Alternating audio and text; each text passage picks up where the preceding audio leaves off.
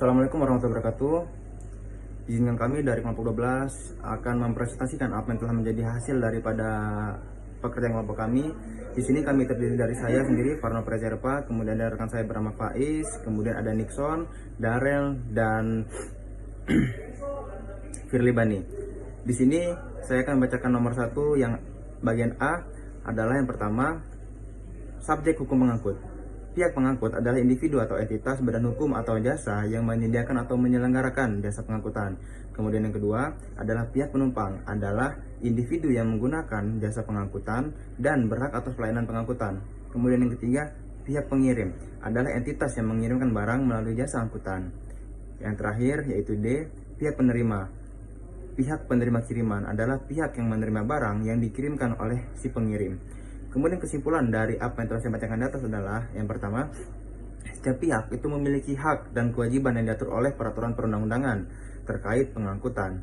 Kemudian pihak-pihak ini yang harus menjalankan peran mereka dengan baik yang berguna untuk memastikan baik itu kelancaran, proses pengangkutan, dan perjanjian yang telah mereka sepakati. Berikutnya akan dijelaskan oleh teman saya, Faiz. Assalamualaikum warahmatullahi wabarakatuh. Perkenalkan, nama saya Alfaiz Mukoginta dengan NPM 212011566.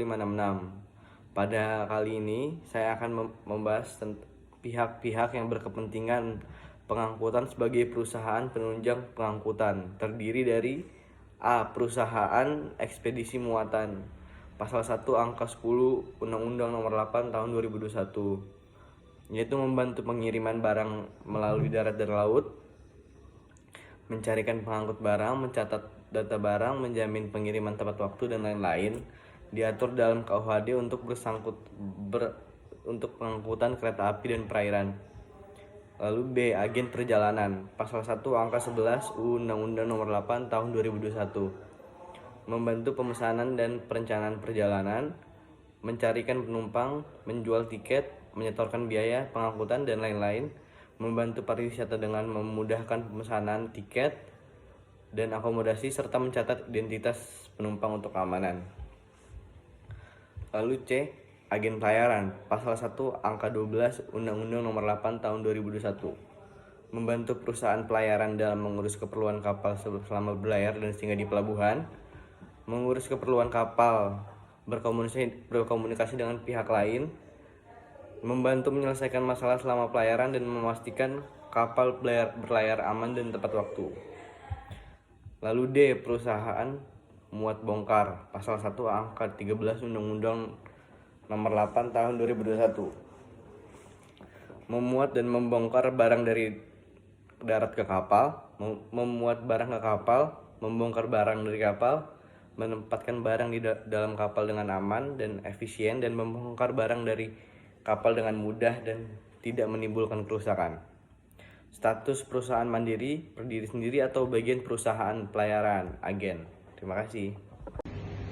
Halo, kali ini saya akan menjelaskan bagian saya, yaitu subjek hukum pengangkutan. Menurut Abdul Qadir Muhammad, subjek hukum pengangkutan adalah pendukung kewajiban dan hak dalam hubungan hukum pengangkutan, yaitu pihak-pihak yang terlibat secara langsung dalam proses perjanjian sebagai pihak dalam perjanjian pengangkutan. Nah, itu dibagi menjadi beberapa macam terkait pengangkut barang. Jadi, dalam pasal 466 KUHD memberikan pengertian tentang pengangkut barang yang dilakukan melalui penyeberangan laut, berbunyi pengangkut adalah barang siapa yang baik dengan persetujuan lain mengikati diri untuk mengangkut barang baik seluruhnya atau sebagian melalui lautan. Sedangkan pasal 521 KUHD memberikan pengertian tentang pengangkut orang yang dilakukan melalui penyeberangan laut, berbunyi pengangkut adalah barang siapa yang baik dengan persetujuan charter menurut waktu atau charter menurut perjalanan baik dengan suatu persetujuan lain mengikat diri untuk menyelenggarakan pelayaran orang yang seluruhnya atau sebagian melalui penyeberangan laut. Kemudian yang kedua adalah pengirim barang atau consignor atau shipper. Jadi pengirim adalah pemilik barang atau penjual atau majikan penumpang, serombongan penumpang. Pemilik barang dapat berupa manusia pribadi atau perusahaan persekutuan badan hukum dan bukan badan hukum atau persatuan terbatas. Kemudian yang ketiga adalah penerima barang atau consignee. Jadi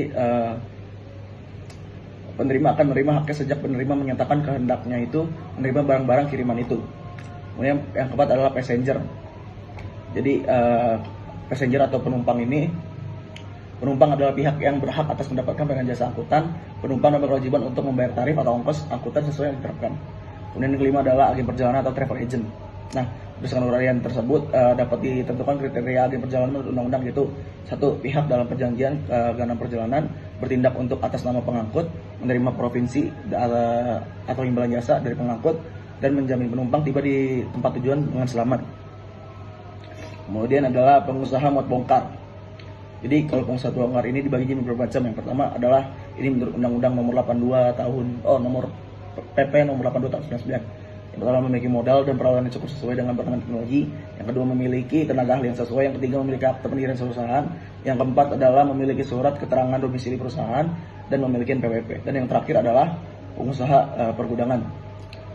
Menurut pasal 1 ayat yang kedua Peraturan Pemerintah Nomor 2 Tahun 1999, pengusaha pergudangan adalah perusahaan yang bertindak di bidang jenis jasa penyimpan barang di dalam gudang pelabuhan selama barang yang bersangkutan menuju pemuatan ke dalam kapal atau menunggu permuatan ke dalam kapal atau menunggu pengeluarannya dari gudang pelabuhan yang berada di bawah pengawasan Dinas Bea Cukai.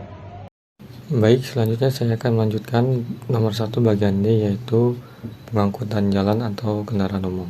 Kendaraan umum adalah suatu alat transportasi yang bisa digunakan untuk mengangkut penumpang atau barang yang digunakan dengan jarak tertentu dan dipungut bayaran. Pasal yang mengatur tentang kendaraan umum ini yaitu pasal 1 ayat 7, 8, dan 9 tentang Undang-Undang Nomor 22 Tahun 2009 tentang lalu lintas dan angkutan jalan, serta Peraturan Pemerintah Nomor 74 Tahun 2014 tentang angkutan jalan. Selanjutnya yaitu kereta api. Kereta api adalah suatu alat transportasi yang berjalan di atas rel. Kereta api ini juga bisa digunakan untuk mengangkut penumpang dan mengangkut barang. Contoh dari kereta penumpang yaitu KRL, dan contoh dari kereta barang yaitu kereta gerbong yang bisa mengangkut batu bara atau bebaranjang. Pasal yang mengatur tentang kereta apinya yaitu pasal 1 ayat 2 tentang ayat 2 Undang-Undang Nomor 23 Tahun 2007 serta Peraturan Pemerintah Nomor 75 Tahun 2014 penyelenggaraan perkereta-apian dan Peraturan Menteri Perhubungan. Selanjutnya yang ketiga yaitu kapal laut. Kapal laut adalah alat transportasi yang bergerak di atas air seperti laut, sungai, maupun danau. Kapal laut ini juga bisa digunakan untuk mengangkut penumpang dan mengangkut barang. Kapal laut diklasifikasikan menjadi dua, yaitu kapal laut biasa dan kapal laut niaga atau kapal laut pengangkut barang atau penumpang. Ada 4 jenis kapal niaga. Yang pertama kapal barang, yang kedua kapal penumpang, yang ketiga kapal barang penumpang, dan keempat yaitu kapal barang dengan akomodasi penumpang terbatas. Yang terakhir yaitu pengangkutan udara atau pesawat udara. Pesawat udara adalah alat transportasi yang bergerak di udara atau di atmosfer. Pesawat ini juga bisa digunakan untuk mengangkut penumpang dan bisa digunakan untuk mengangkut barang. Pasal yang mengatur tentang pesawat udara ini yaitu pasal 1 ayat 3, 6, dan 8 Undang-Undang Nomor 1 Tahun 2009. Sekian dari saya, terima kasih. Perkenalkan, nama saya Nixon Edgar Almonso Nabela dengan NPM 22120111604. Di sini saya akan menjelaskan tentang objek hukum pengangkutan. Yang pertama adalah pengangkut. Pengangkut adalah pengusaha yang menjalankan perusahaan pengangkutan, memiliki alat pengangkut sendiri atau menggunakan alat pengangkut milik orang lain dengan perjanjian sewa. Alat pengangkut ini dibagi menjadi beberapa macam. Yang pertama ada kereta api atau alat pengangkut di atas rel yang diatur dalam pasal 1 angka 2 Undang-Undang Nomor 23 Tahun 2007. Kereta api adalah sarana perkeretaapian dengan tenaga gerak.